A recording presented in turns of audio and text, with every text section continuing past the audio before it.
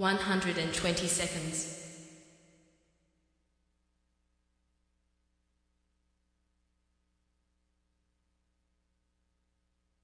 110 seconds.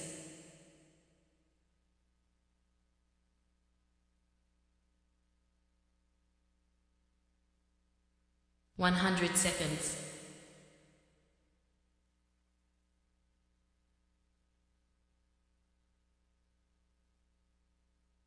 90 seconds.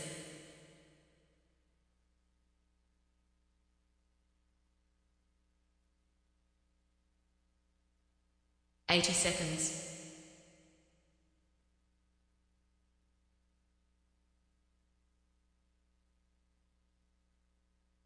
70 seconds.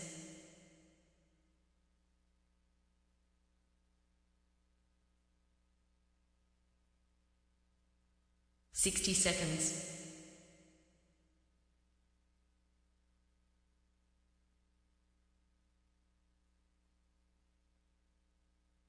50 seconds.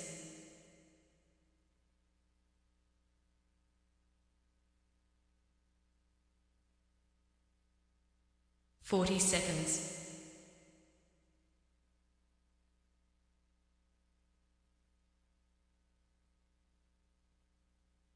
30 seconds.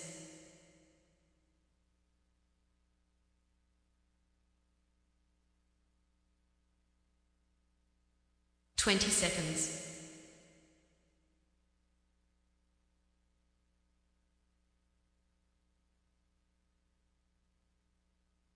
10 seconds.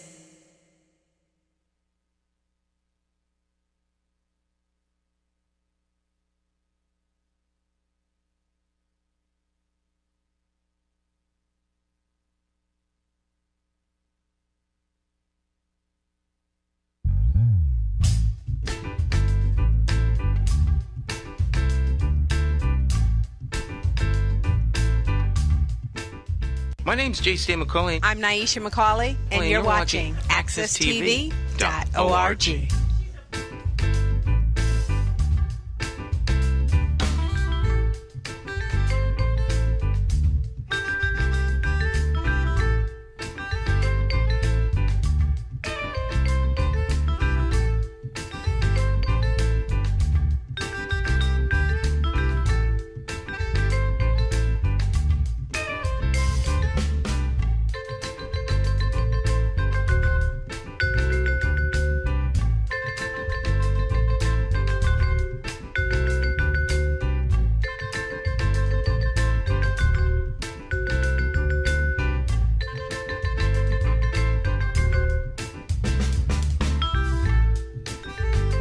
Okay, my friends, once again, it's indeed time to get our talk on. It's Morning Talk with me, your host, J.C. McCauley, along with the champions of talk. This morning's talk champion in Studio 1A, none other than the one and only Jonathan Small. Morning, Jonathan. How you doing? Doing fine, Stan. It's a pleasure to be back here. Had a week off last week for the holiday, but obviously we're back in session this morning. Had a good weekend? Yes and no. I mean, the weather was just crappy. You know, you couldn't really get into the weekend the way I wanted it. I was rested, but just the weather pattern, man, it just was no sunshine. Felt more like March than June. But taking care of business, got some things done. So kind of a mixed weekend, to be honest. You know, the weather just wasn't like last week, man. Last week had a good time. Went to a cookout with some friends and had some nice food. Down on the Cape? No. This was in East Hartford, believe it or not. No, not the Cape. They had a cookout planned. Martha's Vineyard? Not there. Not on Martha's Vineyard. But food was excellent, tasty. Atmosphere was nice. So, you know, first cookout really of the year, to be honest. So that was really a nice weekend.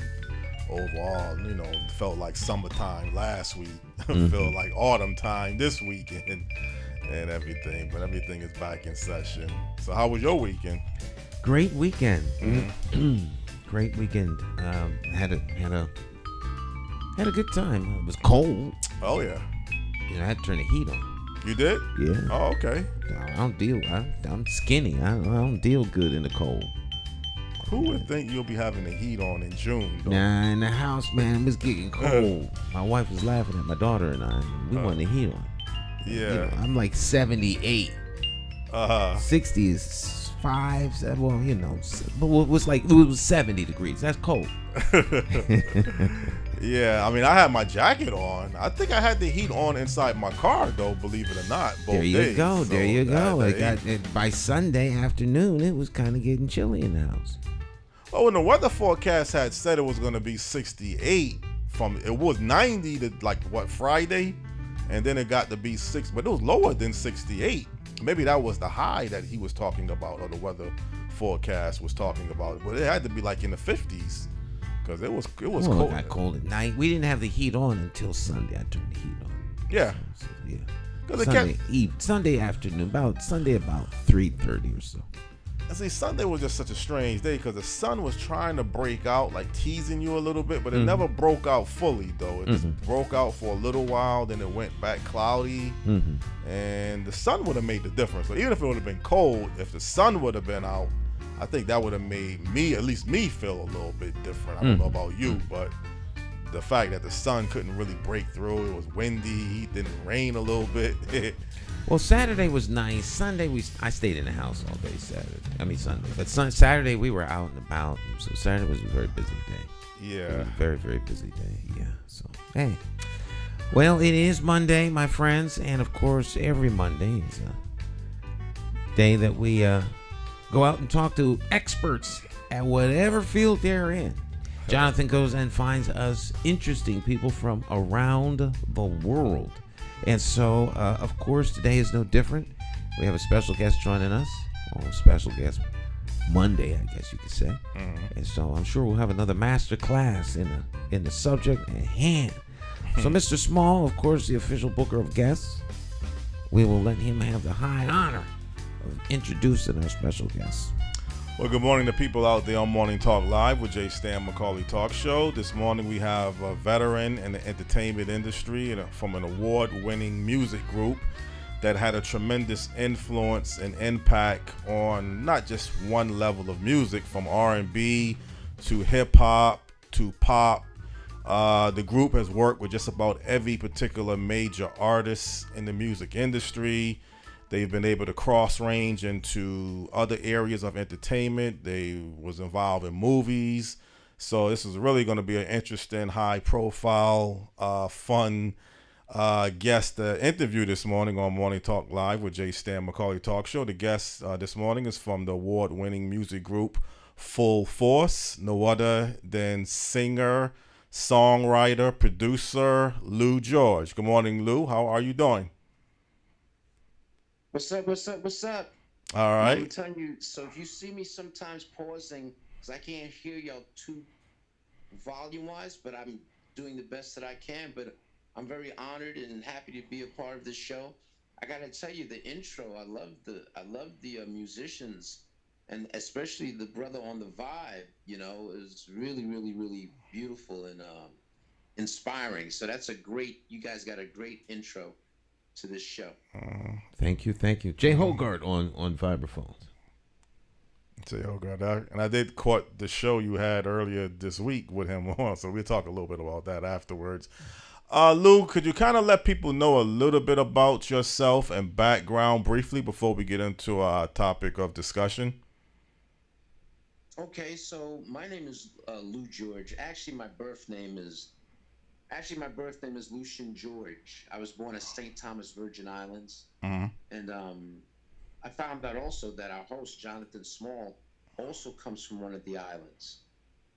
Rikers. Oh, no. You're a comedian, man. America's Most Wanted. Yeah. We got him right here. Yeah. He caught me off guard with that. So my name is Lou George. My mother always gets mad. I said, Mom, I don't like people knowing my birth name because it's Lucian. But some people call me Lucien because I'm from St. Thomas, Virgin Islands, or Lucian, or people call me because I'm a prankster, like now, John. They'll call me Lucifer. because I'm like a devil, like a prankster and everything like that. My girls from the law call me that. But and my nickname and my professional stage name is Bow-Legged Lou. Right. So all the listeners and viewers out there, they could Google that name, Bowlegged, and then LOU, and a whole assortment of things will be popping up in the entertainment field. You know, so I started out in the entertainment business because of me and my two brothers, Paul Anthony and B Fine, or Brian, that's his birth name. The three of us started out as little kids. I think Brian was 5, I was 9, 5, 6, 7, 8, 9. Yeah, Brian was 4 or 5, I was 9 years old, Paul was 8, and the three of us went by the name of our group singing name of the Amplifiers. That was the name of our group. We was a vocal singing group. My father once heard my brother Paul singing in the bathroom. At that time, we didn't have showers, so you can't hear that story about singing in the showers because we didn't have any showers. So back then, and he heard my brother singing a song by Smokey Robinson. Smokey Robinson had this song back in the day called "If You Can Want," and Paul was singing that, and my father's like called my mother, honey, listen to this boy sing. Because my father, may he rest in peace, his name is Lucian George Sr. He was a vocalist back in the day, at that time. And he was singing in a lot of groups and a lot of doo-wop groups. And I remember he would be practicing in our home, and me and my brothers would see my father practicing the harmonies with his group. So that's something that he's always wanted to get into. So he basically was living through us after his group disbanded, and the three of us as kids, you know, after Paul was singing and my father was working with him, I got a little jealous, and I said, Dad, I want to sing too.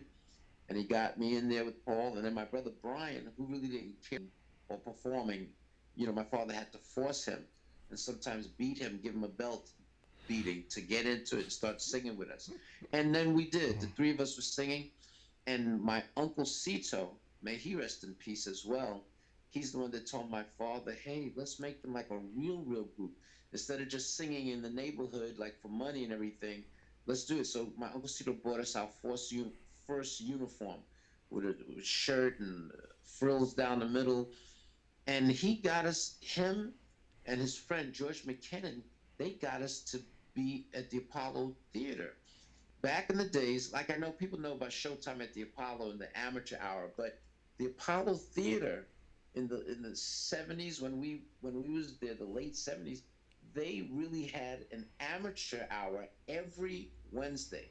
I'm not gonna say hour, but an amateur show every Wednesday at the Apollo Theater, where people from Harlem would come there every Wednesday to see the professional show, whether it's Stevie Wonder or Diana Ross or the Temptations, or Patti LaBelle. So after the professional show would be finished that Wednesday, then it would be the amateur show. The same thing you see now at Showtime at the Apollo.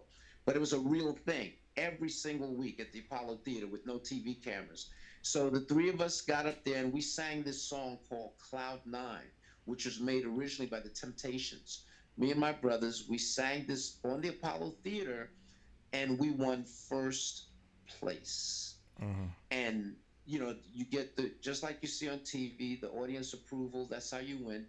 And we was excited because we were just three little guys, and we was going up against a lot of people, and we won first place that week. And what you had to do, you had to win 4 weeks in a row. If you win 4 weeks in a row, then you appear on the professional show with the professional stars. So what happened? We won 4 weeks in a row. And it was under the tutelage of my father and my Uncle Cito and their friend George McKinnon, because he got us to join in the amateur show. You know, it's just like in radio when you had to do payola to get your record played. They greased some palms of people at the amateur place at the Apollo Theater, and that's how we got on. We won 4 weeks in a row, and what happened was that a gentleman that was backstage, he went by the name of Joe Tex. Joe Tex is a legend in the R&B game, Jonathan, before your time. But Joe Tex was a legend in music. He was on the same course of Wilson Pickett back in the day, James Brown back in the day. So what happened is that Otis Redding back in the day. So Joe Tex himself, after we won 4 times in a row, he spoke to my father and he said, "Hey, listen, I'm going to be appearing at the Apollo Theater the following week with the Whispers and people like that. Could your sons sing with me, on my show?" And my father said yes. And the rest was history as far as performing, because we did 21 shows with Joe Tex at the Apollo Theater. Because back in those days, they used to have 3 shows a day. And we performed. Joe Tex let us perform with his band and himself. That's when things started just moving in the trajectory for us. But that's how we basically started, And Well, that was great, doing the damn thing. mhm. Well, Lou, obviously people recognize Full Force as producers, although you are singers and you do sing and you've collaborated with the artists that you produce and also songwriters. But when people, I think of Full Force, the first thing that comes to mind would be the producing sound. Artists like Lisa, Samantha Fox, Cheryl Pepsi O'Reilly, James Brown. You've touched just about every particular artist in the industry. But you're saying that you got started off more as singers than producers. So how did you make the transition from as a group singing to becoming producers? Right. So we made the transition to producers. It was like this: as we're a singing group, what happened is we moved, and we grew up in Brooklyn. First place we was Halsey Street between Patchen and Reed, so that's Bedford-Stuyvesant. And then after Bedford-Stuyvesant, we moved to Crown Heights, where we lived at Kingston Avenue. That's when we started really performing in the streets. And then after that, we moved to East Flatbush. So when we got to East Flatbush, the 3 of us, me and my 2 brothers, we joined forces with our cousins, Baby Jerry, Shy Shy, and Kurt. And that's when we became Full Force. I created the name because I always think Full Force is a dynamic thing. So as we're doing our shows, like all over Brooklyn, Manhattan, all the 5 boroughs, we would perform, doing our shows with our cousins, because we became a band. So it wasn't just the 3 of us singing. We had Shy Shy on bass, my brother B Fine on drums, Kurt on guitar, and Baby Jerry on keyboards, and me and my brother Paul Anthony was the co-lead singers. And what happens is that we started sending in demo tapes to record companies, tapes of us performing like original songs, and we would send them to record companies, and we were getting rejected, but we didn't even know we were getting rejected, because after all those years, my mother used to have the rejection letters and just never showed it to us. And our guy, and so I had a friend in college. He went by the name of Steve Salem. May he also rest in peace. And he once came to see us perform in Brooklyn at this club called Club Ecstasy on Nostrand Avenue and Eastern Parkway. And we performed, and he was so impressed. And we went to college together. So I said, Steve, if you think you could work with us, because he had a great mind, he's very creative. And he did. He started working with us, and he was the one that always instilled in us to write original songs. So instead of just doing instead of singing everybody else's songs, he said, write original songs. But we couldn't get a record deal. And we never gave up, though. In this business, you're not supposed to give up hope. You're supposed to keep believing if you truly believe in yourself. And so after a while of sending in tapes and demos to record companies and not hearing back, Steve Salem said to us, he said, guys, listen, I think if you guys started writing and producing for other people, I think something will happen, and then Full Force will get a record deal of its own. That's what he told us. And that's what we started doing. I was kind of against it because I never heard of a group writing and producing for anybody. Just never, you can't even think of that. What group wrote and produced for other people besides themselves? So Steve Salem came up with that idea, and that's what we did. We got some neighborhood guys in our neighborhood by the name of UTFO. My brother B Fine had the concept, and he spearheaded the whole song for Roxanne, Roxanne, which was a huge hip hop record. As we celebrate the 50th anniversary of hip hop this year, Roxanne, Roxanne turned out to be a huge, huge record that we Full Force produced, and we sang on the chorus, Roxanne, Roxanne, Roxanne, Roxanne, because we were vocalists as well. So that became a big smash. Then my brother B Fine wrote this song called I Wonder If I Take You Home. I wonder if I take you home. He wrote this song, and he wanted a Spanish female singer to sing that song. He just wanted somebody Hispanic, not the usual African American. He wanted somebody Hispanic. And that's when Mike Hughes from Cult Jam brought Lisa to us in the basement, and we had auditioned her, and she won the part. We auditioned a lot of girls, but once we saw Lisa, we said, oh, we got to have her. And Steve Salem was one that came up with the name Lisa, so name her twice. And I Wonder If I Take You Home was a smash after that. And then after that, we recruited other acts like Cheryl Pepsi Riley, which Jonathan, you mentioned. We had a #1 record with Cheryl called Thanks for My Child. And then we did Patti LaBelle, Samantha Fox, James Brown. We were the last ones to produce an entire album on the Godfather of Soul, James Brown. And his last 2 top 10 records in his career was 2 songs. One was called I'm Real, which peaked at #2 on the Billboard R&B charts, and Static, which peaked at #5 on the Billboard R&B charts. So his last 2 top 10 records was written and produced by Full Force. And from there, we started writing and producing for so many people. Well, excuse me, Lou. Who actually? Yeah. Jasmine Guy from the show Different World. We did a top 20 record on her. Big Daddy Kane, Method Man. Then we started doing white people. Because we said there's 6 of us and 6 people in Full Force. We split everything 6 ways. No matter if 1 or 2 people write a song, it'll always say written and produced by Full Force. We always believed in one for all and all for one. And we did well, excuse me, Lou. Working with the Backstreet Boys. You can't hear me. We produced and wrote one of their biggest records ever called All I Have to Give. Well, we worked with Backstreet Boys, Justin Timberlake and NSYNC, Britney Spears, LFO. We would always go Full Force. We just love white people, because that's when they were making hits all over the country and all over the world. So splitting up money 6 ways when we produced them was pretty good, you know? And such memories.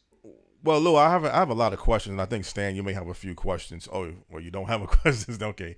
But before we get to the latter part of your production groups that you've worked with, let's go back to 1984 when you worked with UTFO, because that was really the first time, personally, that I kind of heard of UTFO, and also Full Force. And I think the collaboration was dynamite, and you kind of moved into the hip hop sound. And again, you said you grew up with some members of UTFO. I'm just walking into the next room so I can hear you better. Oh, okay. Can you hear me? All right. But again, I mean, when you started this album that you produced for UTFO, did you realize at the time that it was going to be a big smash? Think you can hear me, Stan? I don't know. Okay, go ahead. I'm sorry, Jonathan. Oh, okay. This is crazy. All right. Are you there? You can hear? Okay. Lou, Yeah, I'm here. I'm listening. Go ahead. What were you saying? Okay, Lou, I was saying is when you started it back in 1984, when you was working on the UTFO album. 1984. That was like the hip hop element, and you have a tremendous influence, I believe, personally, in somewhat of the transformation of hip hop towards the New Jack Swing, or the New Jack Sound, they call it, the New Jack Swing, I believe, kind of mixing R&B and hip hop together. But when you was working on the album with UTFO, did the Roxanne instantly come out to you and the other members of your group that it was going to be a major smash, or was there something else on that album that you kind of felt was a little bit better than Roxanne?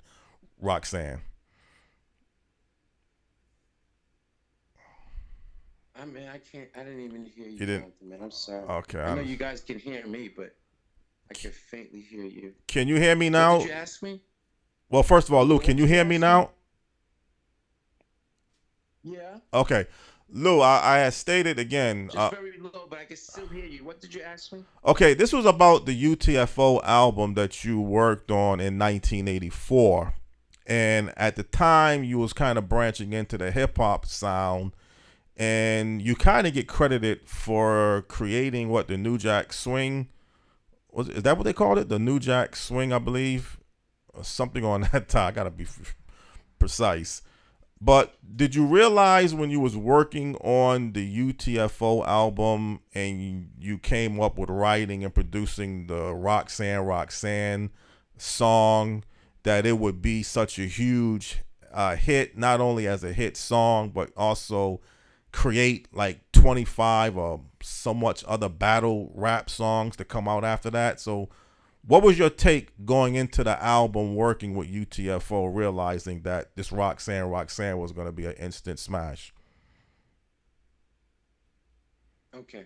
Thanks. I don't know what happened. I can hear you guys even a little better now. Okay. Well, when we worked with, first of all, the story is when we worked with UTFO, and like you said, that was like, cause hip hop started out like in the late 70s, basically, and we was on the Crupset. So 84, when we did, when Roxanne became an unexpected smash, it was unexpected. And because we didn't know, because what happened is that Roxanne was on the B side. Back in the days, just in case people don't know, when you have a single, you had the A side for the vinyl records. You turn it over and you had the B side. The B side was secondary. The A side was the main thing. So at that time, we had what we thought was the A side of a song called Hanging Out. And on the B side was Roxanne. So it's more like a throwaway record. But my brother B is the one that came up with the idea to do a B-side and call it Roxanne. And then the three guys of UTFO, which was Dr. Ice, Kango Kid, may he rest in peace, he passed away 2 years ago, and the Educated Rapper, who passed away like maybe 4 years ago. They all came up with their own raps for that song, Roxanne. We did not know it was going to become so huge. When it became huge, then a young lady by the name of Roxanne Shante did this song called Roxanne's Revenge. So it was basically a record dissing the members of UTFO. And she was like, why you want to make a record like me? No, why you want to make a record about me? The Roxanne. So even though it was Full Force's concept, my brother B's concept, Roxanne Shante went and did a battle rap, which was one of the first battle raps on record, dissing UTFO. And after that, like you mentioned earlier, Jonathan, it was 24 or 25 answer back records to Roxanne. You had Roxanne's grandmother, Roxanne the dog, Roxanne's brother, the Roxanne dance, Roxanne's a man. It was like such a phenomenon. It was so ridiculous. And we didn't see it coming. It was such a phenomenon. It's such a hit. We had to hurry up and do an album because the record was so huge. And that's what we did. We did an album with UTFO with not only Roxanne, but other hits like Leader of the Pack, Fairy Tale Lover, which was the first hip hop ballad ever. And the record went huge. And then when we did their second album called Lethal, that song's peak on the R&B charts was #2. That album's peak was #2 on the R&B charts. And the first album above that was Bad by Michael Jackson. So that just looked crazy on the charts just to see Bad #1 and UTFO #2 on the charts. So I have to say the Roxanne stuff is what catapulted us onto this journey of writing and producing for others. I mean, even before Roxanne, though, we were unknown, but we co-wrote the song. We co-wrote like 5 songs for Curtis Blow, and we produced. Um, and one of the biggest hits that we did with Curtis Blow was a song called Basketball. We're playing basketball. We love that basketball. That was huge. That was a huge record for us. Yeah, definitely. Bring me back and reminiscing to junior high school, because that's all we was talking about was playing basketball, and then that song came out, Basketball, and then the Roxanne. And then when you started in 1985, because you really can't separate, in my opinion, Lisa and Cult Jam from Full Force, because you participated on her album. You're on stage with her in certain shows, and you're singing on the song. So Lisa obviously, well, Lisa and Cult Jam was obviously a smash in 1985. It seemed like everywhere you was going at the time, I Wonder If I Take You Home was just being played. You had already mentioned how you was looking for a particular Spanish artist, like a singer. But did you kind of realize that Lisa was something special? I mean, she really had a tremendous sound, and she brought a lot to the table. So did you kind of realize when you was auditioning her that she was kind of going to be someone special? Yes, we felt something, and she was more than just the singing and the song. She had the complete package. And the thing about it is that when she first auditioned, she was singing a bunch of songs that one of the members of Cult Jam wrote, and they were horrible. And then before she left, I'm like, man, I hope she could be the part, because she looked so fine, and she was so young, but she looked pretty, she was cute. And listen, of course, back in the day, the imagery of you and sex appeal counted. And for Lisa's age, she was very well endowed with her bosoms. Sometimes people thought, is that why you called her Lisa? Because of her bosoms? No. But in this business, besides just the music and the singing, yes, the imagery sometimes will work. And it helped that Lisa was Puerto Rican and that she was beautiful at the same time. So we knew she was special in that way. And the way she sang was simple. It wasn't like Patti LaBelle or Aretha Franklin. That wasn't who we were looking for her to sing. We just wanted her to sing. My brother B. Fine said, I just wanted where Lisa could sing and you could hear it on the radio, and all the little girls, especially the Spanish girls, will be able to sing along with her. You know, because if Lisa sang like Patti LaBelle, then it's hard for a lot of girls to mimic it. So that's what we did. I Wonder If I Take You Home went on to become a monumental smash record. That's another thing we didn't know. And it's so crazy because Roxanne was a smash. Then right after that, I Wonder If I Take You Home was a smash. And Lisa was very special, along with the guys of Cult Jam. You know, yeah. Well, I'm definitely telling you, I Wonder If I Can Take You Home. I mean, I was hearing that song at least 3 or 4 times a day. You just couldn't go anywhere at that particular time and not hear that song on a daily basis. Stan, do you have any questions, anything you want to add to the conversation or to our guests? No, I'm just listening. I remember all of the songs, and it's just fascinating hearing, the genesis of the songs, how the songs created. These are like the soundtrack for your life, and so you can remember where you were when you heard certain songs, right? Exactly. And that was a hit, and everybody's trying to run get the extended playing, and all this other stuff. And so to hear how those songs were created, it's always fascinating to me. Yeah. Remember that. Well, again, there's many other artists that you had worked with, but you also participated in film as well. So you were the members of Full Force. You were involved in the first hip hop movie, Crush Groove. How did that all come about? I believe that movie was released in 1985. So could you let people know a little bit about that part of your career? Okay, well, I'll tell you about how that movie came about, which was great. And before we move on, just so the listeners can know,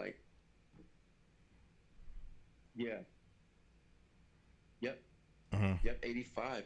Just so the listeners could also know, because I know you guys have a loyal following, just to let everybody know the deal. And I'm sorry for bringing up people's secrets, like when I told everybody about Jonathan coming from Rikers. But I would be remiss if I didn't bring up another secret that I gotta just let the listeners know, like um, Stan was talking about how he could remember where he was when he heard some of the songs, and I gotta admit that Jay Stan was also that's right, guys. Your guy Jay Stan McCauley, he could remember where he was when the Lisa Lisa song came on, and you know where he was, ladies and gentlemen. He was at the strip club that he visited every single night. He's a comedian. When he heard, I wonder if I take you home. That's right. Yeah, this is a comedian. That's right, Jason. Man, I'm sorry. Sorry to let out that secret, everybody. Okay, let me talk about the movie. I'm just joking. Just kidding. That's okay. That's okay. As you mentioned, with Lisa, Yeah.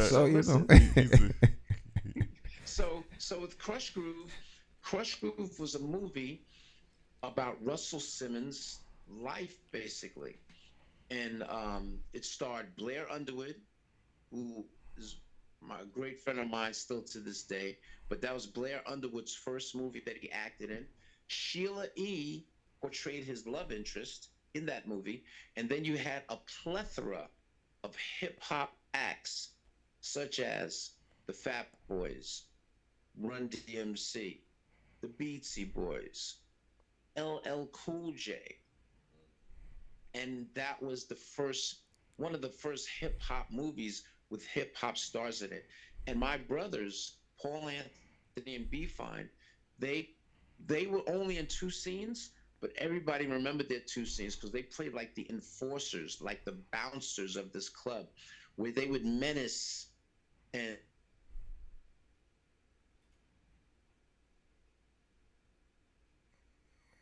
Just audio down.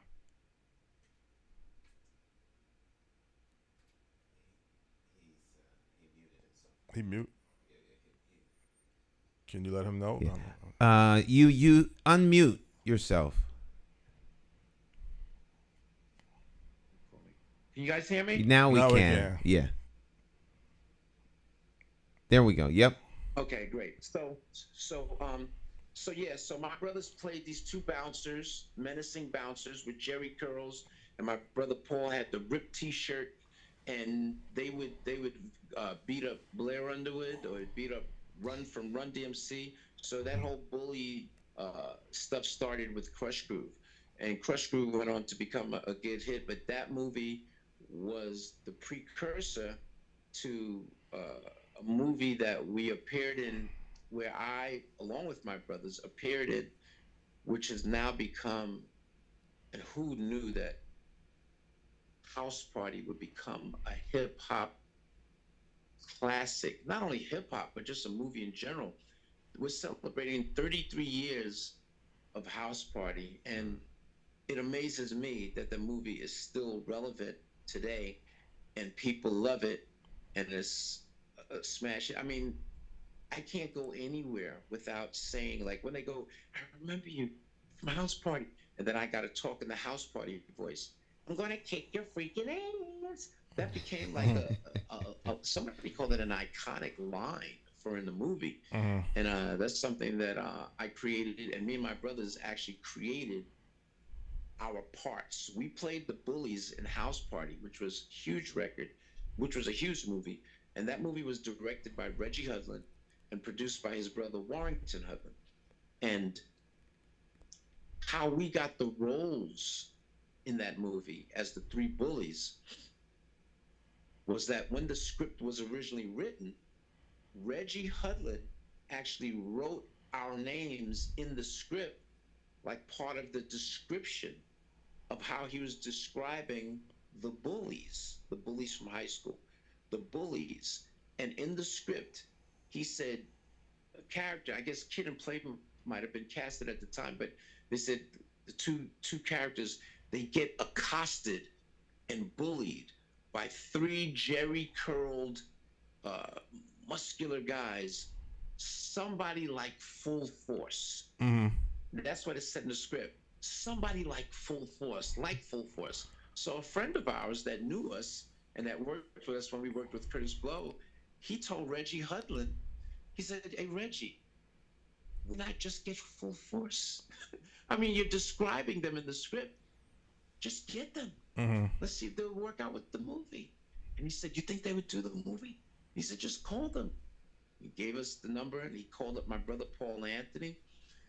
Paul told me and my brother about it. We went down and auditioned for them. They just wanted to see if we could act or what kind of chemistry we had.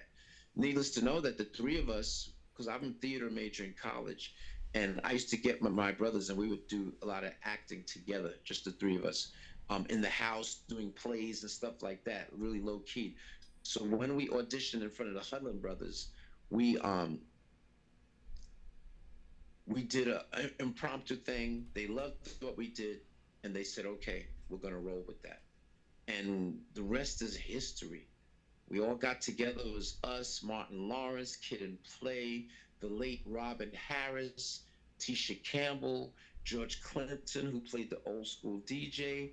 We were there for all the rehearsals and the table reads, and we did not know we was making a classic. It's Right. unbelievable how much that movie is such a classic, and just so proud to be a part of it, you know, just so proud. It changed our lives, actually, along with our music, producing music as well. It showed that Full Force had other layers to them. Right, and I believe you also participated in House Party 2. I don't know if House Party 2 was Yeah. as successful We as did House Party. too. Right. But I do remember seeing you in that film as well. So the versatility, obviously, when you think of Full Force, from songwriters to producers to entertainers as actors and other areas of entertainment, is very unique. Although today you see a lot of hip hop artists participating in film and television, but you kind of started it very early, particularly with the movie scene. And a tremendous track record, obviously, when you get into success as producers. And again, Samantha Fox. Now, how did you was able to discover her and collaborate and bring her towards producing her? I don't know if you produced her entire album, but definitely a smash hit you produce of Samantha. Yes, I thought Samantha Naughty Girls. Fox. Samantha Fox, she's from London, England, Mm-hmm. and we wrote like at least four of her biggest hit records ever, especially Naughty Girls Need Love Too, which was a gold single, which sold over 1 million copies, and part of an album that went on to sell double platinum. And then this other song called I Want to Have Some Fun. We did that also. Samantha Fox was already popular in London, England, and when we were called to produce her, it was great. We flew out to London, England to produce her, and she had big pop records. You know, R&B records is mostly like with the African Americans and stuff like that, African American radio. But when you're doing pop is like even bigger than that. You know what I mean? Mm-hmm. So yeah, we did some pop records on her, which was big smash hits. And Samantha Fox is just a sweetheart, a beautiful person. You know, they called her also in England. They used to call her the page 3 girl, because I think in the England newspaper they would have her, and she's also very voluptuous. I guess we just like voluptuous women to work with. No, Yeah. she was also very voluptuous. She was also very voluptuous as well. And you know, we just did great with her, and we're still friends to this day. I like to always keep my relationships, so we did great friends to this day. And yeah, the smash hits that we did with her was phenomenal, you know. So we're very appreciative of that. And you know, we go back in time, and I'm like, man, we really worked with a lot of people, you know, besides James Brown, and besides people like a Patti LaBelle, who at the time we were so busy. And when they came to us and they said, hey guys, we would like you guys to write and produce some songs for Patti LaBelle, we actually turned them down. Mm-hmm. We actually said, we don't really have time, but tell Patty we love her. Oh. That's what we told her. And Patty lived in Philadelphia at the time, and even though we said we didn't have time to work with her, would you believe, as we're in our studio in Manhattan and we're working on other acts like Cheryl Pepsi Riley and LaToya Jackson and, you know, other Philip Bailey, we're in the studio with these people. One session, who walks into our studio but Patti LaBelle, unannounced. We didn't set up no meeting with her. She just came in there with her A&R person, Timmy Regisford is his name. They walked in, we stopped the music. She looked at us. Hey, Full Force, I'm Miss Patty. Okay? Yeah. I heard that you guys don't have any time to work with Miss Patty. But I'm telling you this right now.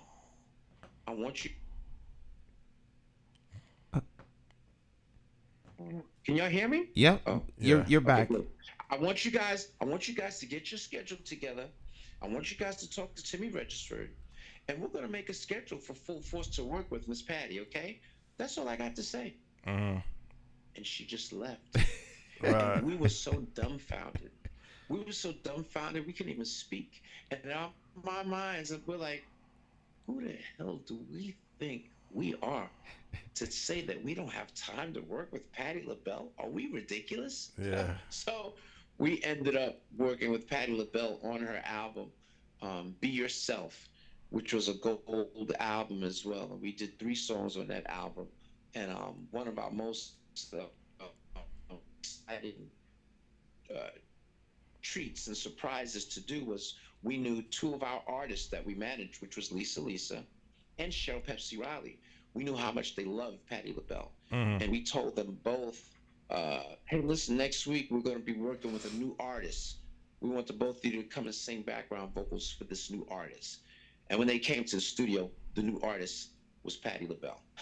Right. That's a new artist. And they were so, Cheryl and Lisa was so blown away. They were so nervous, but they did the background vocals in front of Patti LaBelle. It was incredible. Well, again, I mean, I think sometimes people don't realize the versatility, as I mentioned earlier, of Full Force, being able to work with not just R&B artists, but pop artists, and being able to bring somewhat of an R&B sound still to a pop artist like Samantha Fox. The Backstreet Boys, I believe Right. you work with them, and, you know, they're a very huge group. So I'm sorry, who? was it the Backstreet Boys? Oh, yeah, the Backstreet Boys, yeah. Right, you worked with them on a song or album. So your, again, versatility that you can work with different types of styles of music and still bring out the Full Force sound to a particular different type of artist in the pop music field of work is really, you know, a real tremendous gift that I think the group Full Force has. Anything that you're currently working on now that you want to let people know a little bit about?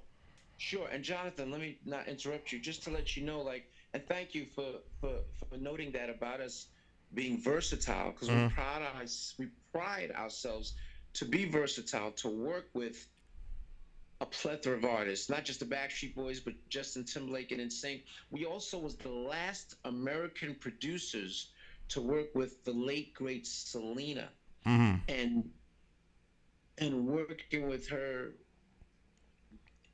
I mean, you know, she passed away very violently when she got killed by somebody that was working in her camp. But even with Selena, because sometimes we do so many things and people's like, man, you guys work with this person, you work with that. So we're versatile and we're proud of that. So we could work with somebody like a Little Kim. We could work with like somebody like Big Daddy Kane, Backstreet Boys, Britney Spears, our own Lisa, UTFO, Cheryl Pepsi Riley. And the versatility is because there are 6 members of Full Force. So everybody's got different heads, different minds, but we come together. Like I said, whether it's 2 people that write a song, whether it's 3 people that write a song, it'll always say written and produced by Full Force. But I think because of the 6 of us and our mixtures, that's why we're so versatile. And just to jump real quick on the Selena story, I'll never forget when I was in the lobby of EMI Records, and I was looking on the screen, and I saw this woman dancing and singing. It was on a video screen in the lobby of EMI Records. And I asked the woman, her name was Nancy Brennan. She was an A&R executive. I said, Nancy, who's that? Who's that woman singing and performing like that? And then she looked, she said, oh, Lou, that's Selena. She's signed to our label. And, you know, I said, really? She said, yeah, she's a Spanish artist.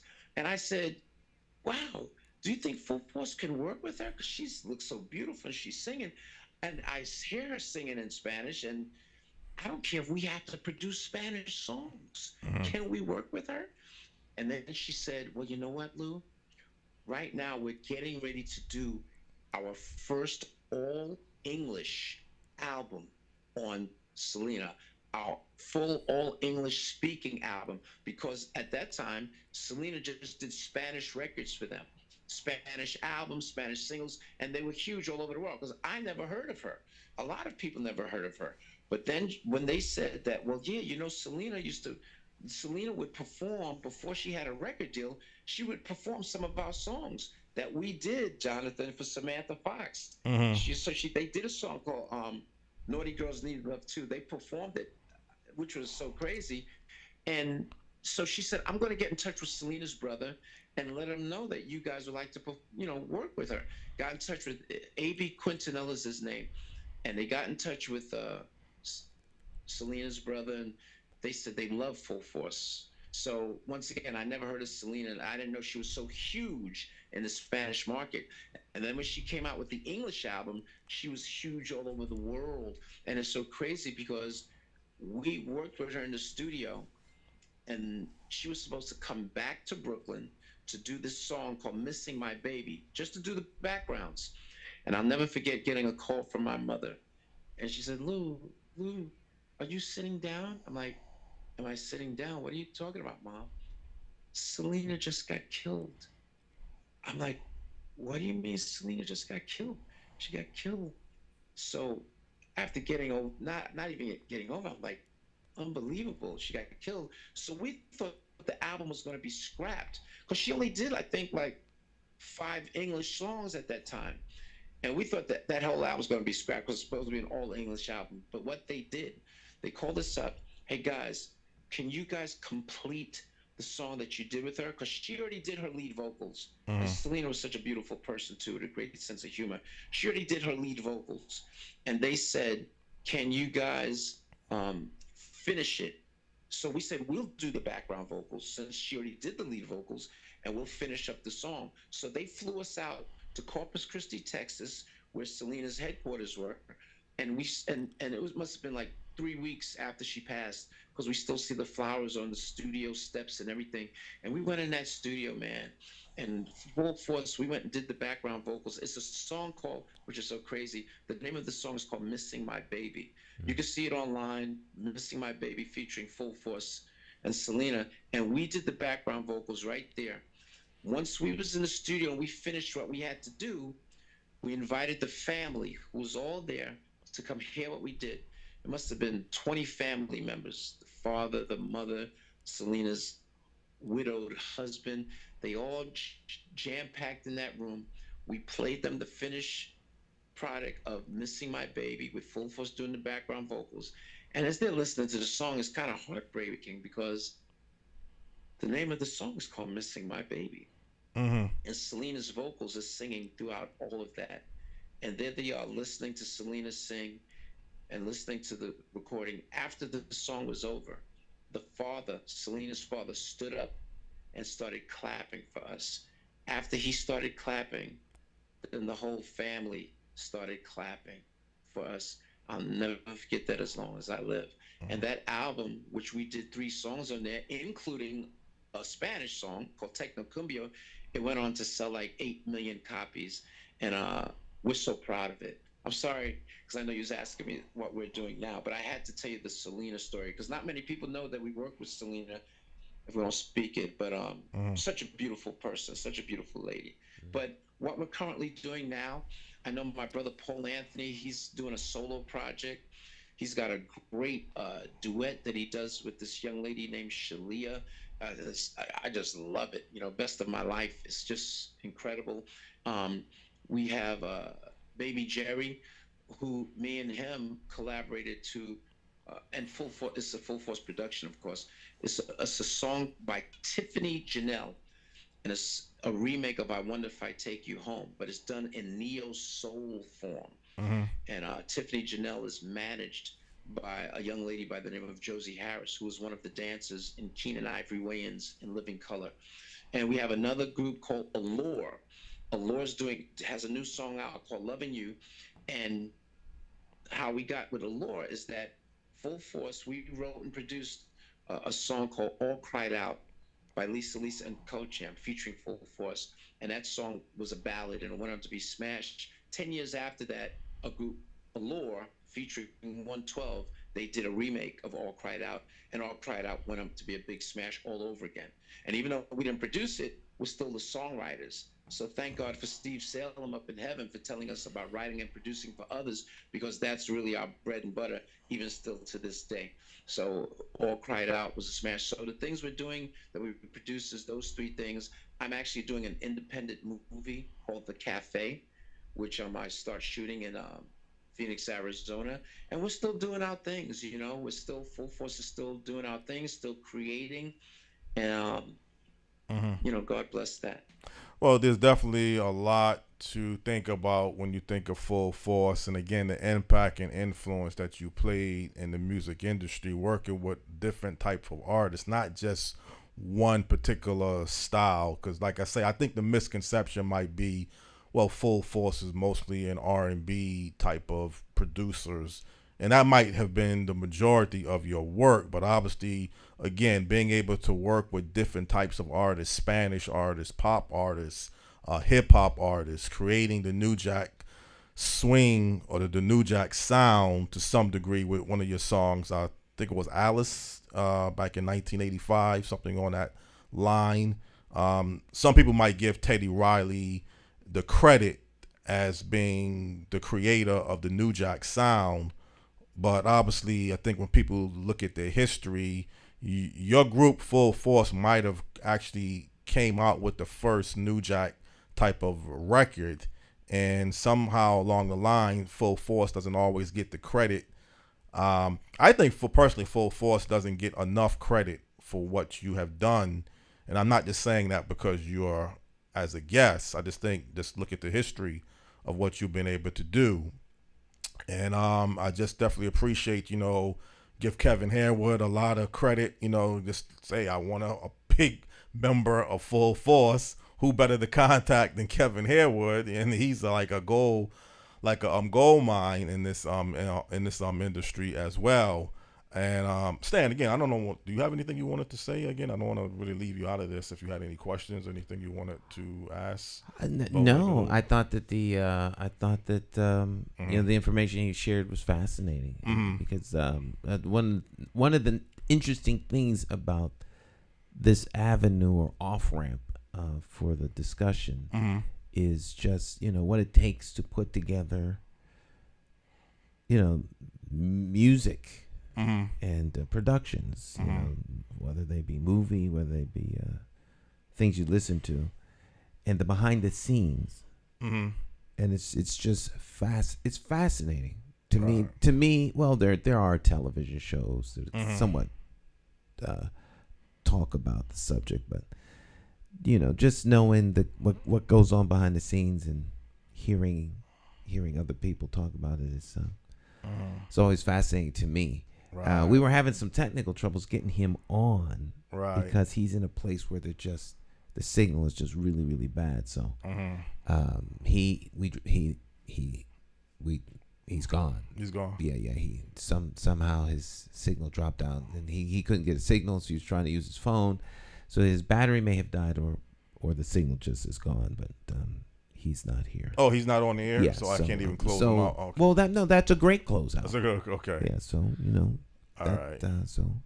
Well, again, I mean, it was an interesting topic. I mean, I kind of hate to end it this way, but still, you know, since he's gone, you know, off of the air, let's be realistic. You know, we gotta, you know, move on. But it was just something I'm glad we were at least able to get him on for the interview for this particular morning show. And I definitely appreciate you giving me the opportunity, as I try to say every single week. And obviously, you know, he brought a lot to the table. And there's actually a lot more about his life, some other projects outside of the music industry that Lou George Jr. is involved with. But we really wouldn't have enough time to really cover everything. Well, we'll have to have him back. Have him back maybe as a part two. And everything. And the Full Force sound was definitely instrumental, you know, me growing up in that, you know, hip-hop era of 84, 85, UTFO, I mean, really, that was a smash album, smash song with Roxanne, and they're pretty good singers. I mean, somehow people don't give them the credit as singers. They got a really good voice if you listen very closely. Sometimes, the artist might, outshadow the producers or the background singers. Sometimes it's the main lead singer, like he mentioned, Lisa with the image and everything. So sometimes you can't always get the full attention when you're a background singer or you're doing co-singing.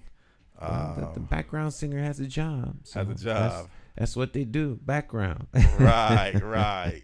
But everybody's in their lane, everybody's in their spot, and you produce hits. But I'm always fascinated to meet the people behind the scenes. Mm-hmm. The artist is they're the face or the lead, but behind them is a whole lot of folks. Right. It takes a lot. Right. Producers, executives, A&R, promotion, and they feed a lot of people. Yeah.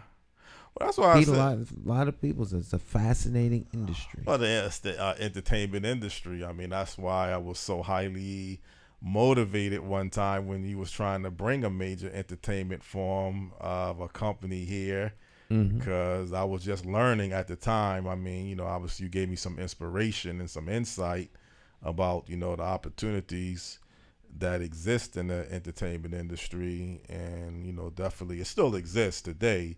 But it's changed a little bit. I mean, you could do things, I guess, with less people. This is still a competitive field of work or competitive industry. Yeah, you can do things with less people, but it still takes the same amount of people to do top flight stuff. Mm-hmm. That I don't think that will, for the most part, that won't change. Mm-hmm. Because it's the craft, Right. It's sort of like you can microwave a meal. Uh-huh. Where you can get a chef that bakes the meal and does the meal. There's no substitution for a chef for the top. The top, exactly. Top. You can synthesize. You can get a full orchestra. That makes a big difference. And obviously, who's producing your record make all the difference in the world. Oh, definitely the producer. I mean, you think about a producer is you can take an average artist, someone that's just okay, and the right producers and the right production sound can make an average artist sound like a great artist. This is not to take away from anything from particular artists, because there's been past history that people would say before Janet Jackson collaborated with Jimmy Jam and Terry Lewis, her singing sound in her career was really, for music, was not really going nowhere too fast. And then she collaborates with Jimmy Jam and Terry Lewis on the Control album in 1986. And the rest is history for Janet Jackson. Mm-hmm. Bobby Brown career after he left New Edition wasn't really going anywhere. And then he collaborated with L.A. Reid and Babyface, and Don't Be Cruel album, instant smash. Michael Jackson's a little bit different. I mean, they was very successful with the Jackson 5s, but still, when he collaborated with Quincy Jones, that 3 for 3 of Off the Wall, Thriller, and Bad album. I mean, but Michael is a unique artist. I mean, I think Michael could be great with any particular producer, but you still got to give Quincy Jones a lot of credit still for his role. Mm-hmm. So the producer is a real key, and I think the songwriting too. You got to be able to write good songs too. You need good song. Mm-hmm. You need a good team. Yeah. So Yeah. I'm thinking of a good show idea, and I'm kind of concepting it towards 82, 83. Mm-hmm. One big event. It's not going to be the Michael Jackson's album, because I know I talked about that in the past, but something major took place in 1983 that I'm working on getting a guest to talk about. And I still think about, meeting you in that 82, 83 year with Miss Birdie Cody.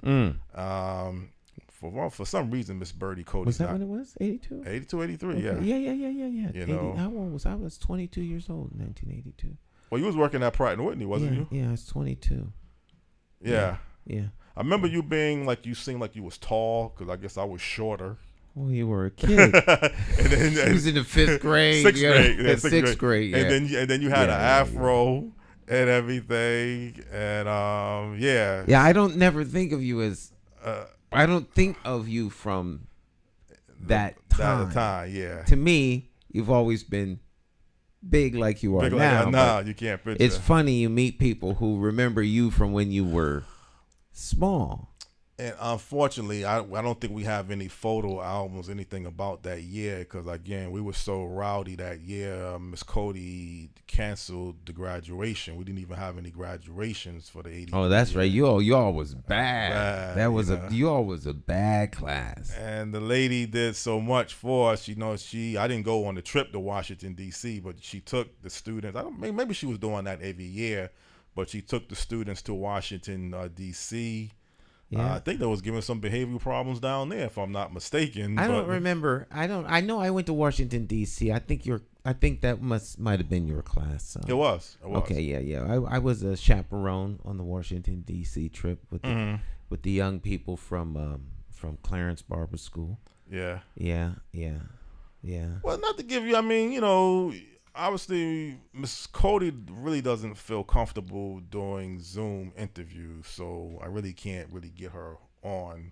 She wants to do something over the phone, but I like the Zoom opera. Well, you could do the phone. Do the phone and just have a picture of her. A still picture. Yeah. But you like that concept, though, a still picture? I mean, doesn't that kind of take something away from a good interview? No. It doesn't take. No. You don't think it takes anything away? No. Okay. Radio does it all the time. Radio does it, yeah. You don't see either person. I mean, I can deal with it. I don't love it like I love the, actual visual, but I guess I can make it work. Right, but I mean, it's just a headshot. It's not like you're walking around, doing something. They're showing you their house or something. Right. It's just a headshot. Yeah. So you get have her send a picture, and we'll put the picture up. Well, let me think about that. Obviously, she stands out. I mean, you can't think about a teacher for me personally and not think about Miss Cody. I mean, there was other teachers that was instrumental, but you just Birdie's a unique human being, and every kid that I've ever met, every adult that I've ever met that had Birdie Cody as a teacher, she was the teacher in their life. Right. She was strict and firm, but love-hearting too. She really loved and cared about the students. But she wasn't no easy teacher. You wasn't going to push her over. I think you're going to play games with her. She wasn't an easy human being. Nobody going to push Birdie over. Birdie around, exactly. And all that. So let me think about that and everything. A lot of news stories. I don't know. Every now and then we talk about housing. And I think East Hartford is working on doing some major development. Because I took a walk over the riverfront, what they call it, the bridge that connects you from East Hartford to downtown. The Riverfest, I believe it's the bridge that you can walk over, and you can walk to Constitution Plaza, just about in that whole area. And they're talking about, for the first time, doing some major development other than Rensselaer Field. Yeah, down by the waterfront in East Hartford. Yeah. But I don't know, East Hartford just can't seem to get anything big off of the ground. They always talk about things, what they're going to do with the Silver Lane area, what they're going to try to develop around Rensselaer Field. But they can't seem I don't know that much about East Hartford. I just don't know. You don't know. I'm not plugged into what's going on over there as to why there would be delays and hiccups. I'm sure it's the same as it is everywhere else. It's human beings get in the way, politics gets in the way, and who's going to benefit, and well, that's just human nature. Yeah, I mean, like I said, I don't know the ins and outs on the everyday business trends of East Hartford neither. I know Pratt and Whitney. Well, I used to work for Pratt and Whitney, so you know a little bit about that area. And I was actually not that long ago. You should invite. Yeah, I'm thinking about bringing the mayor or the mayor. You're right. The development director for East Hartford to come on. Right. If it's going to be something really concrete and big, I mean, if they got something, because I do have a housing expert that I wanted to bring on, but the project that they're working on has not been green lighted and finalized, and he wants to wait until everything has been It complete. sounds like it's going to be a project for like a more like a upscale. I believe so. They want to do some demolition work first near the Founders Plaza. Again, when you go right over the river bridge, I know exactly. You know where exactly. You are. Yeah, I go past there every single day, twice. Right. Yeah. Well, they want to do some demolition first and then do some development. I think the hard part seems to be getting the development. I mean, even the delay now with downtown North, with former developers of that project, downtown North in Hartford is now Centerplan. Yeah, Well, we had them on here. You interviewed two of their people. Exactly. I would say Jay. It might have been three. You had three. You had yeah. the president. You had the vice president, I believe. And then you had the owner of the baseball, Josh Solomon. He was on. Yeah. Right. I remember those days. Right. Yeah. But that seems to be a lot of delays too, though. So for some reason, downtown North and commercial business development. See, it's always you can get the housing. I mean, if you look at downtown now, Hartford, the downtown housing part seems to be moving kind of steady. Downtown residential dwellings. Because when I think of housing, I think of homes, houses. I'm sure it's just semantics, but home ownership is different from renting. Right. And they're not building homes downtown. No, they're not. They're building rental opportunities. So in one breath, people talk about home ownership, but they're not building new homes. They're building rental opportunities. Well, I can understand your point of view on that, but I got to be honest, and I've said this once on your show before, I think housing is the most major issue that Connecticut is facing. The inventory is low. The price range is high. That's because the inventory is low. Okay. Inflation is not helping. I mean, just my family up in Boston in the Roxbury section, I think I sent you a link to this. They're paying, and I hate to put people's business out in the open, so I'll be a little bit careful how I'm going to say this, but they're going to do some redevelopment where they're living at in the Roxbury section, and their rent is going to double from what it's currently going to be. They're not going to stay there and pay it because, I mean, if somebody come to you and you're paying, this is not the accurate number that they're paying, but I just want to throw people off a little bit about what they're really paying. I don't want to put their business out too much in open, but let's just say you're paying $2,000 a month to live, somewhat in an okay area. And the owner of the property is going to come to you and tell you, well, we're going to remodel or renovate the property and we're going to double the rent. So where's the moving van? Yeah, where's the moving van? But you see, your options might be limited, though.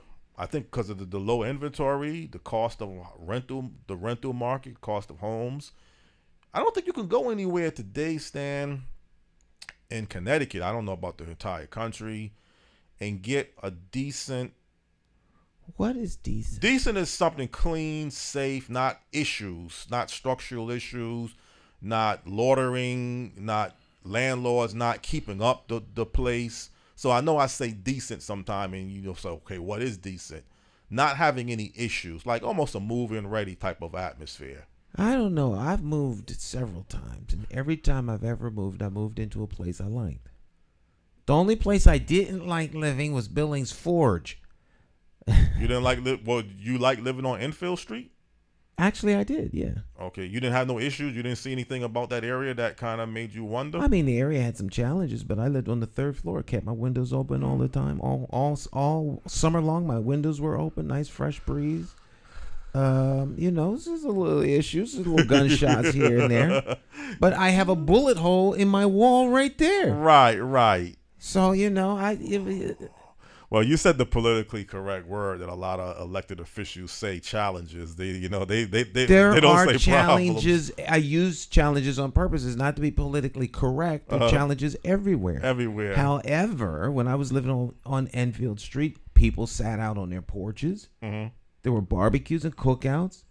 Enfield Street, I mean, it was as a community like any other community. 4th of July, people are out in the backyards cooking and having a good time. Yeah.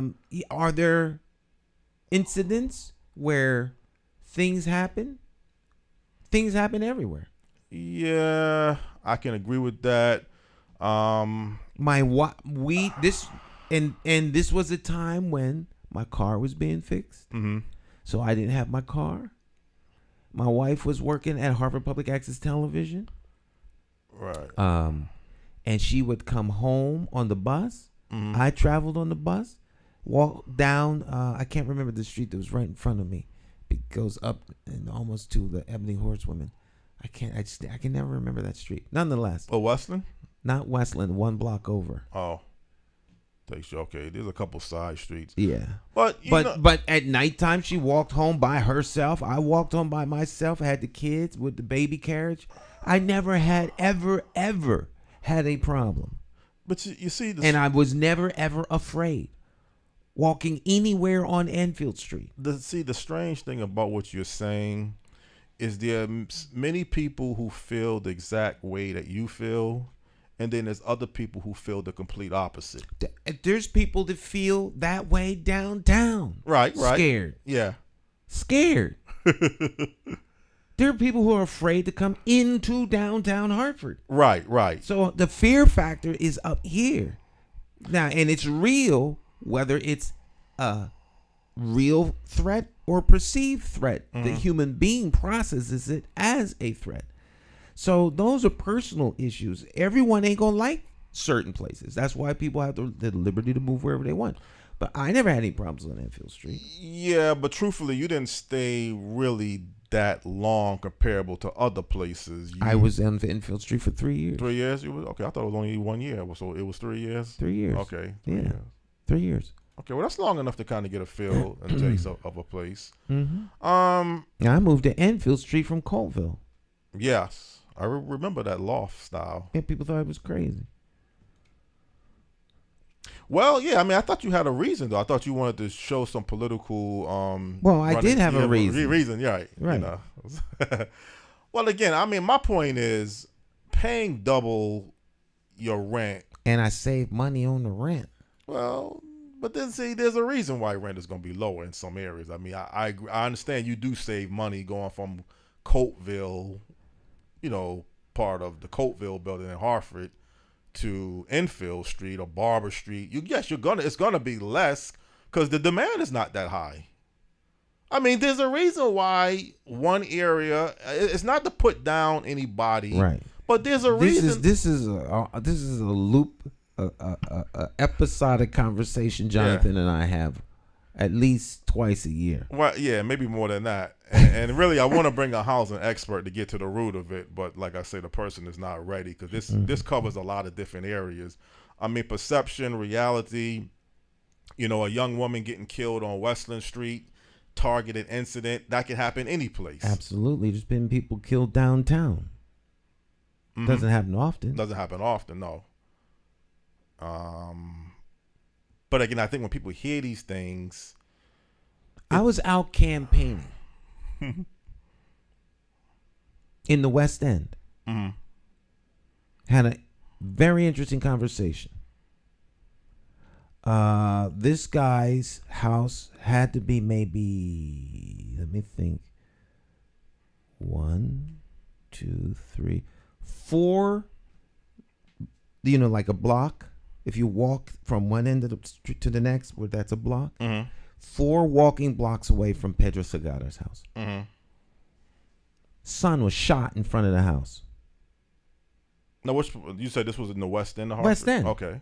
Right. Well, the West End is misconception. I mean, some parts of the West End is not all like Evergreen. No. Now we're talking near the Sullivans. The Sullivans, okay. All right. So we're not talking. You ain't hearing nothing about that on the news. No, you didn't. All right. So what I'm saying is that You know, everything is not all peachy and keen. Now, where people decide to show the spotlight is always interesting. You mean the spotlight of negativity? Right.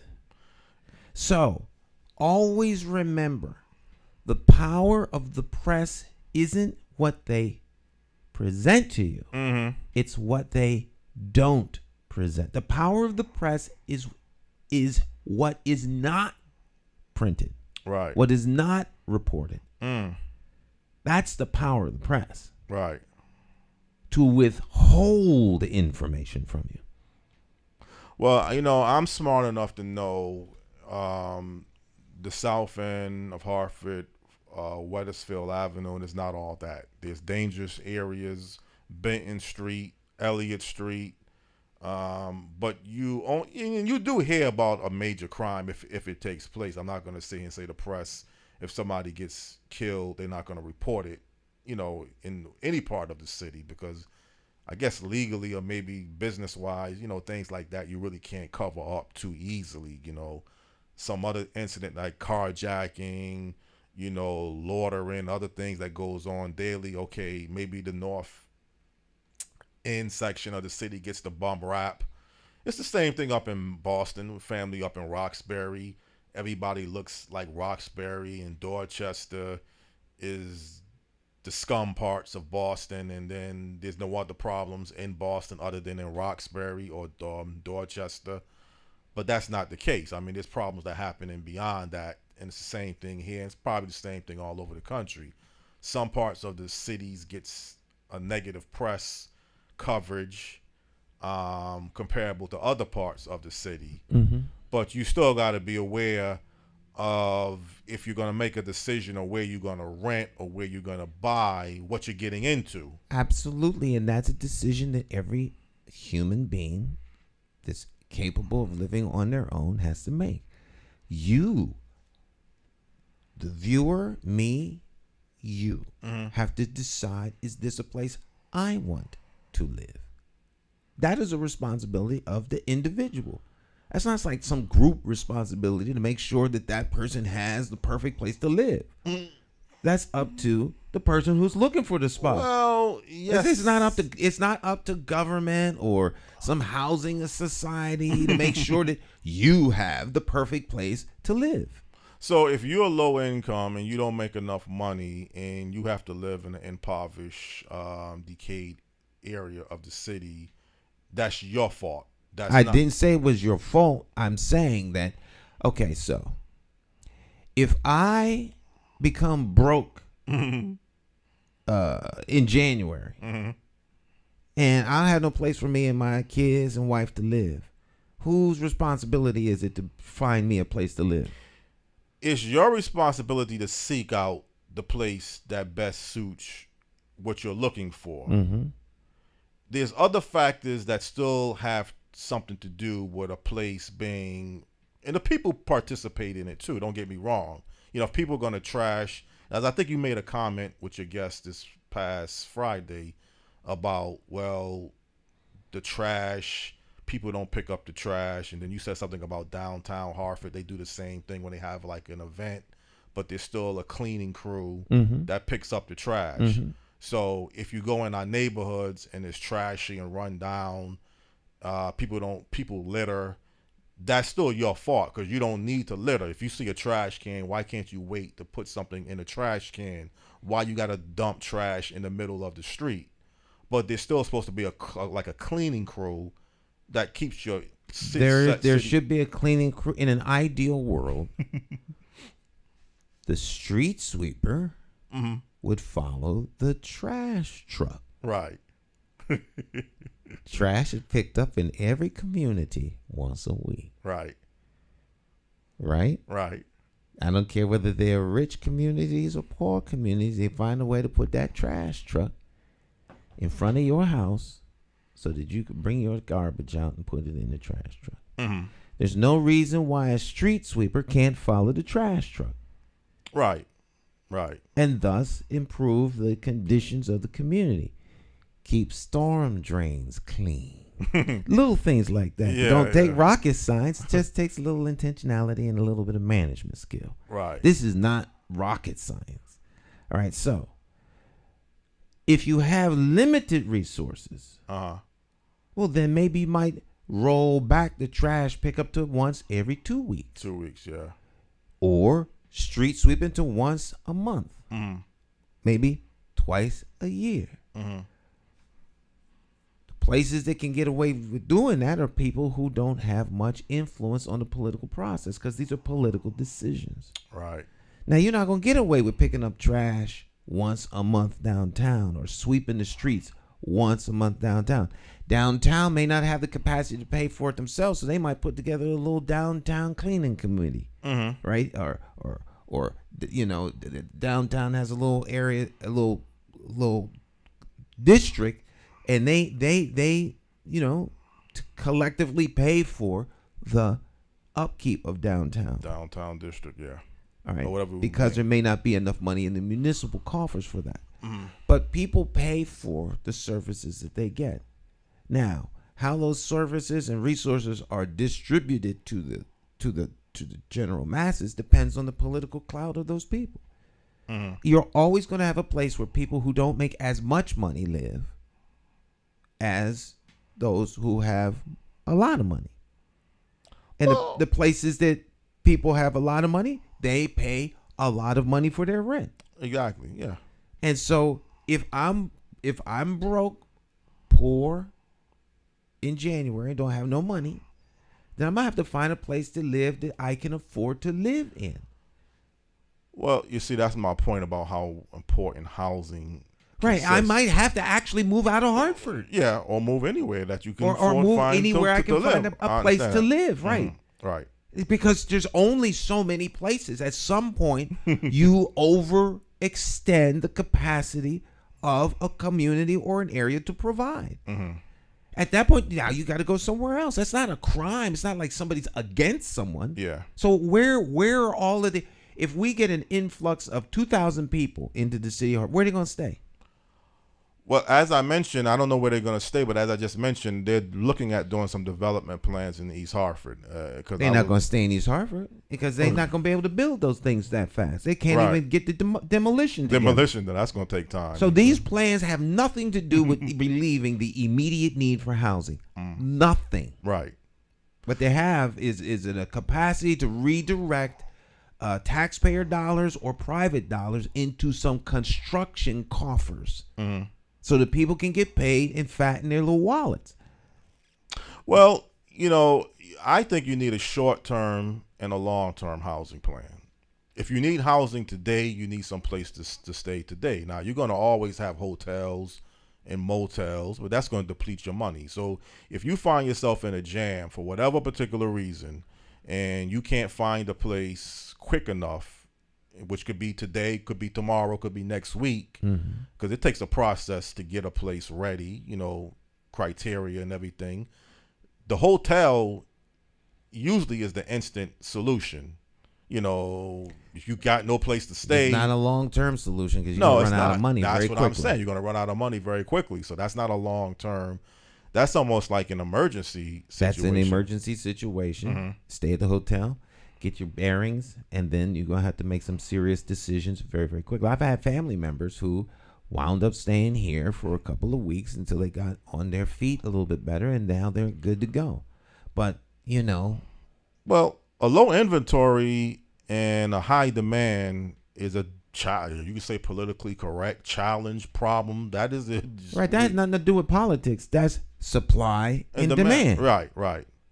Although I do hear politics every now and then saying they're going to work on affordable housing in Connecticut. That's what politicians do. They working on gun control too, right? So they will. And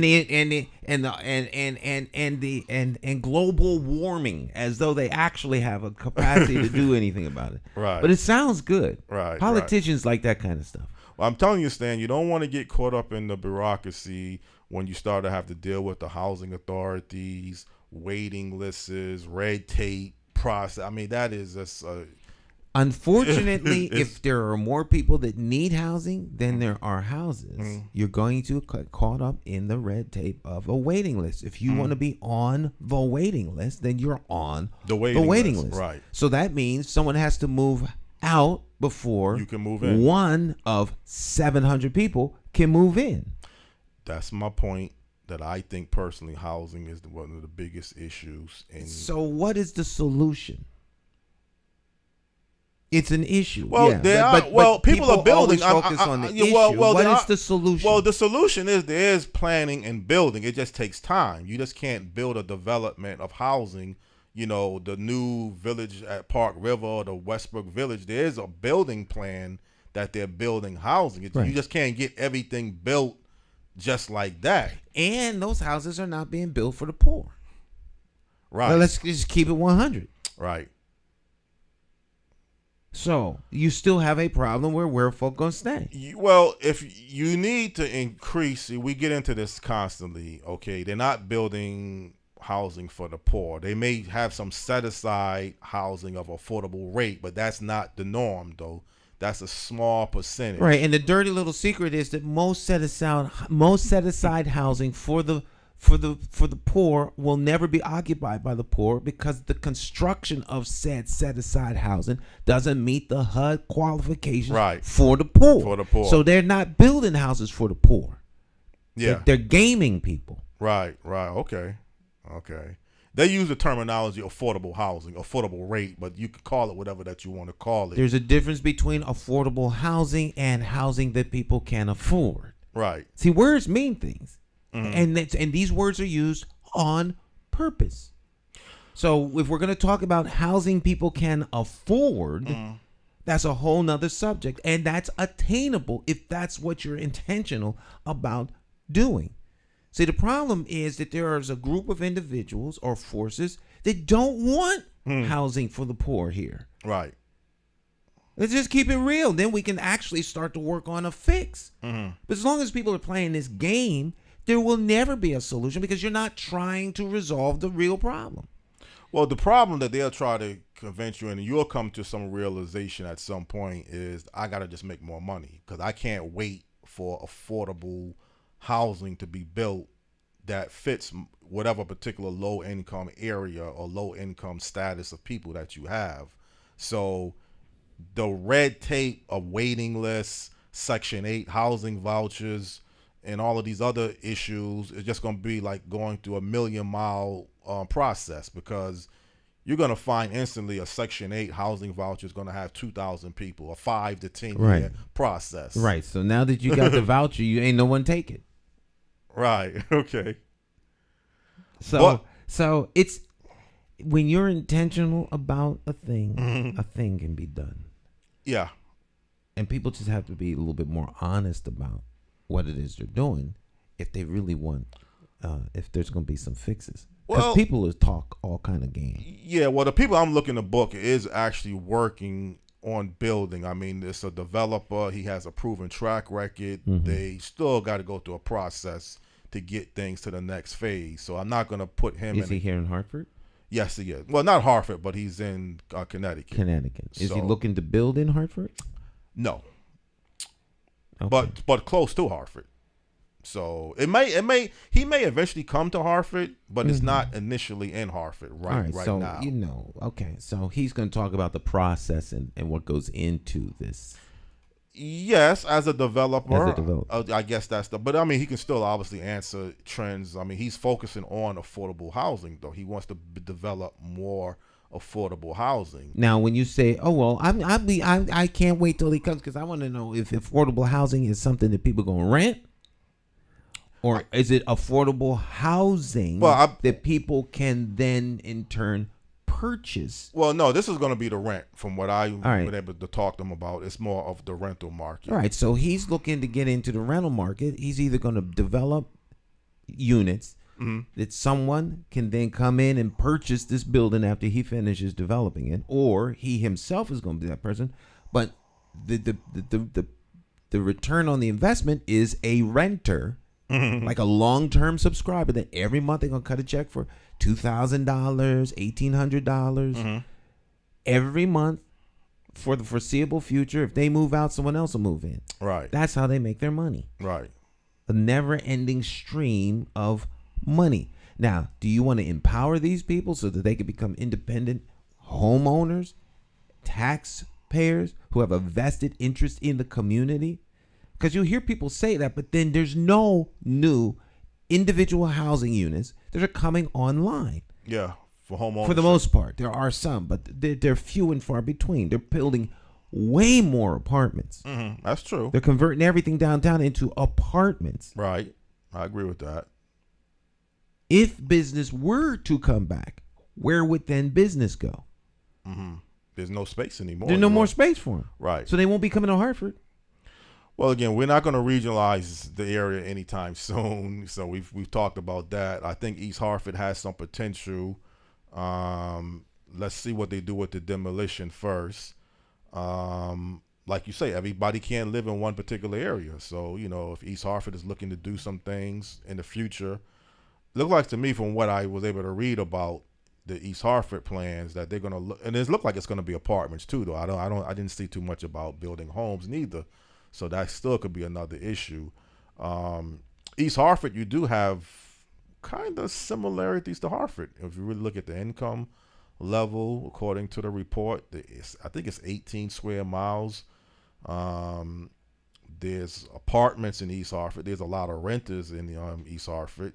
So there's some similarities between Hartford and East Hartford in many different areas. I'm sure there are. The data is interesting, but I don't know to what it depends. Data is always interesting. How do you use that data, and what is going to, what are we trying to accomplish with that information? Right. But I know when you're trying to get something done that's worthwhile, it's usually going to be a little bit more of a process, a little bit more harder than something that's easy and quick. That's not that valuable. That's not that valuable.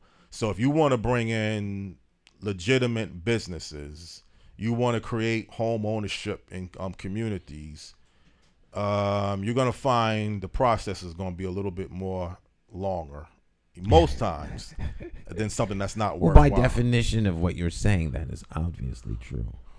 But it's something it takes worthwhile. longer to walk a mile than it does half a mile. Right. But I mean, it's no different than the First Cathedral Church. I mean, they started off locally on Greenfield Street.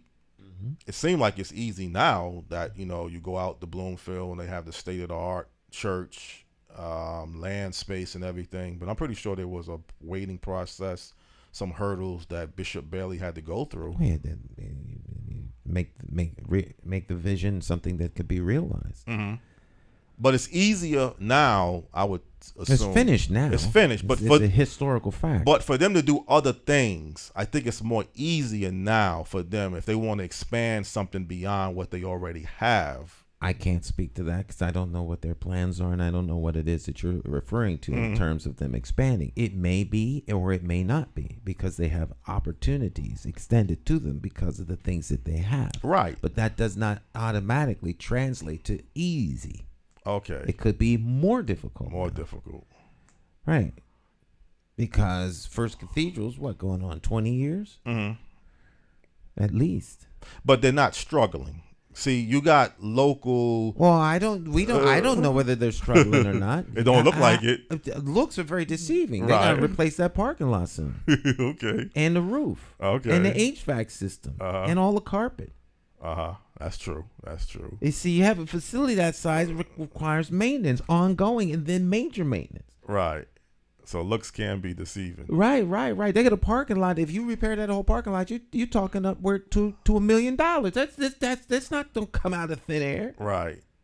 That has to be paid by the First Cathedral too. Who's gonna pay it? Right. The government isn't gonna pay it, not in a church. Right. And then you also have to worry about whether or not membership is going to decline. If people were retiring and moving down south, people age out. Somebody was 60 years old, they're 80. People are going to start to transition into the next world. Right. Okay. If their kids don't stay here and they move, so then where's the next generation of people coming in that are going to maintain that revenue that's necessary to take care of this of this facility. See, there's a whole lot more to this than just a vision. And so people think, oh, well, they got money. They need to. No, no. I'm just trying to put some flesh and blood on it. That's all. Well, I mean, nobody is to say you have to have 10,000 members. I mean, we created mega churches as the new level of expansion, religious institutions. Well, I would debate that. You would debate that? Debate it on what means. Right. It's not like we created the megachurch. The megachurch is a byproduct of a particular time in a period of growth. It's not like someone said, let's create a megachurch. Right. The churches were places that had big populations who all were energized by a message of a particular individual. And as time went by, more and more people joined the church, expanding families. And then they grew.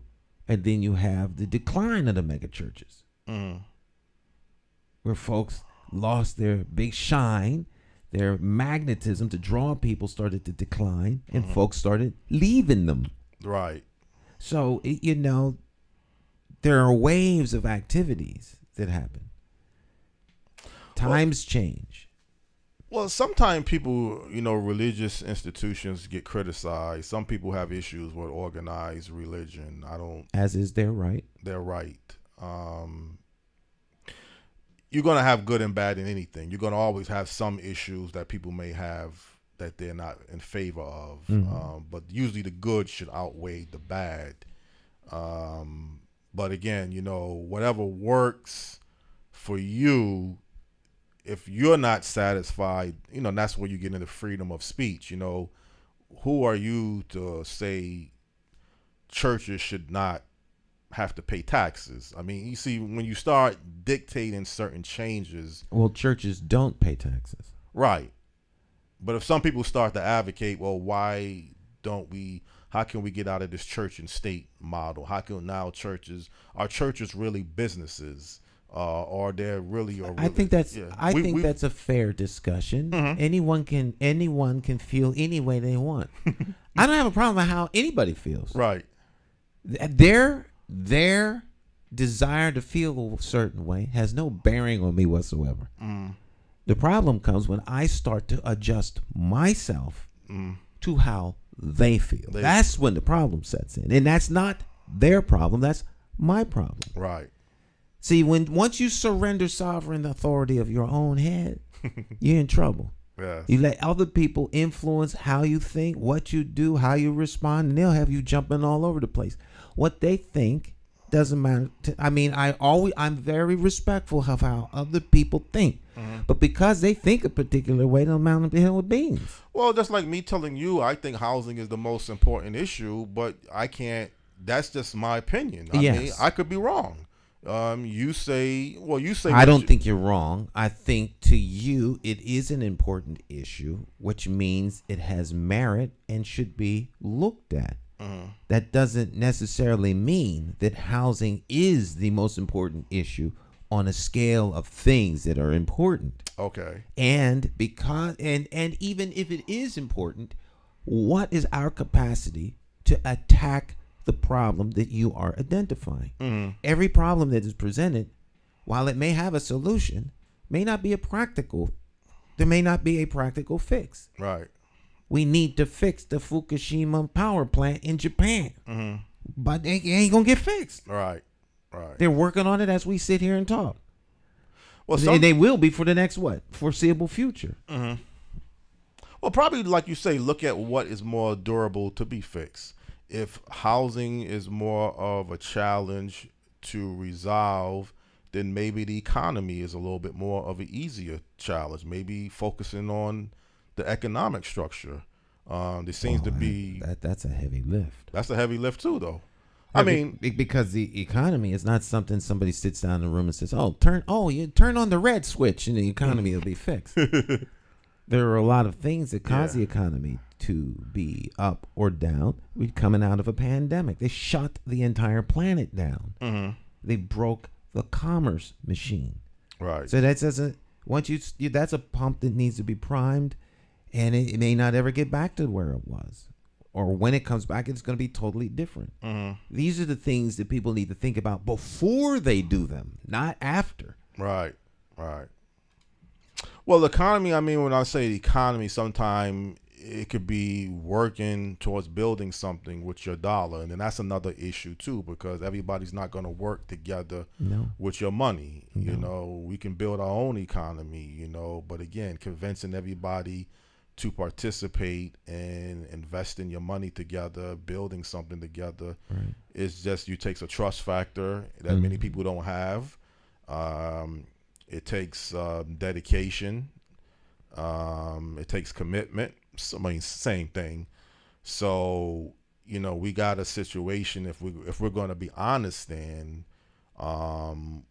however, who fault it is or what should be done, there's a tremendous chronic unemployment and underemployment problem that I see in our inner city neighborhoods. Well, that is true, Jonathan. But, you know, as you are so apt to observe, there are lots of problems. There are no end of problems. And if you look for them, you will find them popping up everywhere. Yeah. So what can we fix? What's the solution? Because you'll run out of lifetime identifying what's broken and what's wrong and what's broken and what's wrong. And you do need to identify things that are not working right so they can be fixed. But what's the fix for each thing that we identify as being wrong? And let's work on that, and then we move to the next thing. It's not enough to just point out what everything isn't working and what we got to be honest about that's not working, because it changes nothing. Yeah, but if you got people who heads are in the sand and they want to pretend that it doesn't exist, it's one working for many years to resolve many problems. Right. The problems are resolved because you work with the people who have the capacity to fix them. Right. If you got 1,000 people and only 2 are willing to do the work and 2 can get the work done, let's work with the 2. Right. I don't care what the other 998 do. It doesn't matter as long as they stay out of the way. Right. Because they are not going to be the problem. The problem is that those who can fix it won't. So who can fix it? You and you? Are you willing to help? Let's get to it. Well, you know, I got sort of criticized a little bit when I brought up the Urban League. I think it was a couple of weeks ago. I know they recently had a job fair, and I think that was at Dunkin' Donuts Stadium. And I think a job fair is good. I think if you got companies and businesses that you can attract. You got a lot of heat for that. Yeah, people. Yeah. Yeah. But I mean, I think people didn't really see. I got heat, but it was really a recommendation. But a recommendation could still be like being negative. If I say the Urban League should change their platform and address things towards a different area, it's a recommendation. But don't expect me, and I'm just one individual, so it's just my opinion. But don't accept me to like something or agree with something that I really don't agree with. You don't have to agree. I think the problem is when outside entities sit in positions of policy setting and mission execution about what someone else should do. Right. Because they're not in a position to even begin to suggest such. They can have whatever opinion that they want. But because they have opinion does not mean that somehow anyone in existence has to somehow acquiesce because they have an opinion upon what someone else should do. Well, I think that's where the pushback. Well, there's been people with higher intellectual, even Dr. Claude Anderson, he may criticize the Urban League or the NAACP that they should. But who is Dr. Claude Anderson to criticize the NAACP? He's just another human being. I don't care what his IQ is. I don't make him special. He a man that has an opinion. And all his opinion hasn't changed anything that the NAACP does it? No, it hasn't. But, so there you go. But Dr. Claude Anderson has a track record of doing things. I think his family owns some type of busing company in North Carolina. So he has more power to him. Right. He worked for the Jimmy Carter's administration. So he has a track record of getting some things. So let him do what he does. Maybe he needs to double the capacity that he has Right. to do what he does, not tell everyone else now what they need to do. Mm-hmm. As though what they're doing isn't benefiting somebody. What they're doing is benefiting a particular group that they serve. It is. I'm not going to disagree with that. I mean, and I'm not. I said I think a job fair is good. I think you bring in companies, you bring in businesses. Mm-hmm. But I've had one time about 20 plus years ago, I went to the Urban League, and one of the executive directors, this was his own words, he felt that they should have the businesses within the building. He has no problem, administrating, from what he was telling me, about referring people to different companies that hire. But he said he would like to see some of the companies and businesses directly inside the Urban League building, or move towards that type of agenda. So it hasn't just been outsiders. This was probably, I think, about 2001. But I remember the conversation I had with the executive director, and he felt that he would like to see the Urban League have some businesses within the building itself that can hire and invest in people. Churches do it. You got mega churches who have legitimate businesses where they hire. Well, the Urban League does hire people, though. They do have a staff of people that work for the Urban League. But I mean, like we had the president or the executive director for the Urban League in Miami. I think his organization, Urban League, is very much different than other urban leagues, right? It is. He was doing things outside of the. He was doing things outside of the Urban League model, wasn't he? He's breaking the rules, but he is in a position where he can do that because he's kind of like hijacked the Urban League down there. To put it, I guess, bluntly. Yeah.